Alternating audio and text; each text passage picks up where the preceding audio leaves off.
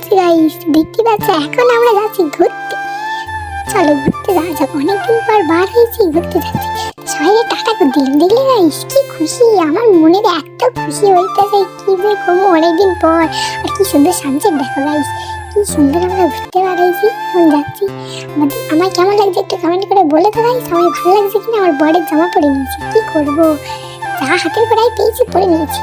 ঘর থেকে এখন কি জামা কাপড় আনতে হবে বলে দিন, বয়ে বয়ে সে ঘরে যেতে হবে। বাপের বাড়ি যেতে দিচ্ছে না কেউ, কি আর বলবো, একটু রাস্তায় পার করতে দিয়েছে, এটাই না অনেক। তো ঘুরতে ঘুরতে গাই জানো সে চুমা ঢেকুর মারছে। তার মানে এবার বুঝতে পারছো তো, পেটে কিছু সচ্ছায় না। ফ্যান্সা ফ্যান্সা কিনে ভাবলাম যাবো, উনের চোখে কি পড়ে গেছে। এবার কি আর করা যাবে, চোখে আলো